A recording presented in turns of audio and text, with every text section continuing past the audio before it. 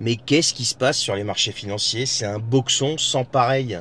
La dernière fois qu'on a connu ça, c'était pendant le rhume 19 et avant en 2008. Et je vais vous en parler dans quelques secondes, mais si vous n'êtes pas encore abonné les amis, abonnez-vous, commentez, likez, partagez. Si vous êtes sur YouTube, il y a ma chaîne secondaire en description de cette vidéo, Sharp Actu, abonnez-vous, on ne sait jamais qu'on soit coupé. Voilà, ceci étant dit, allons-y, de quoi on parle? Eh bien on parle des marchés financiers, parce que ça commence là vraiment à faire peur à tout le monde. Pour vous donner juste une petite idée, c'est la tempête partout. Il y en a qui parlent même de tsunami. D'abord, on a l'effondrement des marchés boursiers. Le CAC 40, l'indice français, a perdu 2,6%. Et c'est pareil du côté de l'Allemagne et de l'Asie. En gros, tout le monde flippe et les investisseurs, qu'est-ce qu'ils font? Eh bien, retirent leurs billes. Et puis, si vous êtes dans la crypto, c'est la même chose, voire même pire. Le Bitcoin a perdu 12% et l'Ethereum vient de perdre 20%. Autant dire que ça fait très mal. Alors, pourquoi tout ça? Eh bien, tout ça, ça part des États-Unis, comme toujours, hein.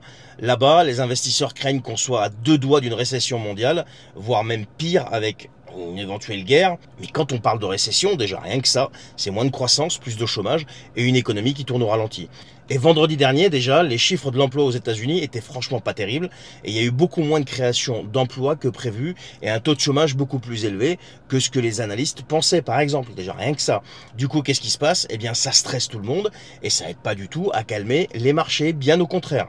Et comme si ça suffisait pas, vous avez le Japon qui vient d'annoncer une hausse des taux d'intérêt après des années de taux négatifs. Ça veut dire quoi? Eh bien, tout simplement, si les entreprises veulent emprunter, ils vont devoir payer plus cher. Voilà, ils vont devoir payer l'argent plus cher. Et du coup, ça freine forcément la croissance. Le résultat, c'est quoi? Eh bien, tout de suite, conséquences directes sur les indices boursiers japonais, comme le Nikkei 225 et le Topix, les deux gros indices boursiers japonais, qui ont plongé de 20% en 3 semaines.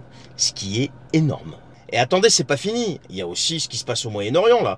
Surtout entre Iran et Israël. Ça ajoute encore plus de stress. Et ces histoires de guerre, de conflits, etc., eh bien, ça met les nerfs des investisseurs à vif.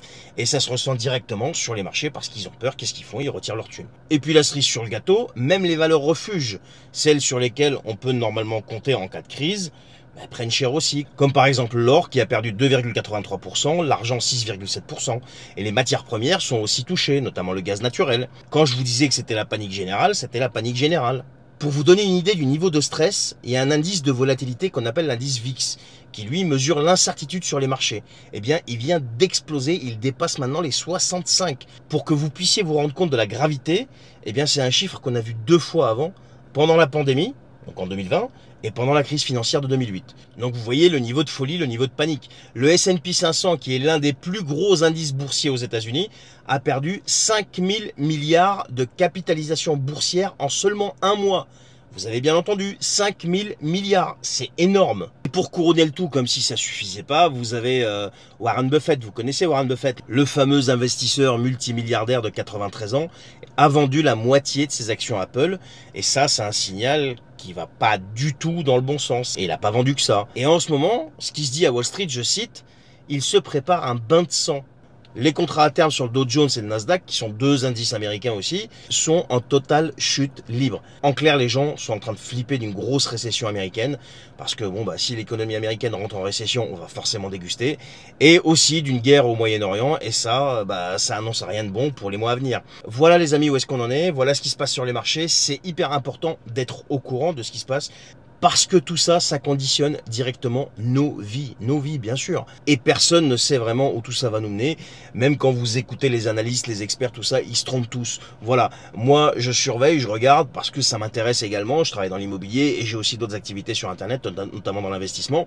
Et c'est pour ça que je suis prêt et j'essaie de vous faire un petit condensé pour vous tenir au courant. Voilà, merci de m'avoir écouté. Si vous avez aimé cette vidéo, eh bien merci de la commenter, liker, partager et abonnez-vous. Et si vous êtes sur YouTube, il y a Sharp Actu, c'est ma nouvelle chaîne YouTube, c'est une chaîne secondaire en fait, au cas où. En attendant, prenez soin de vous et à très bientôt.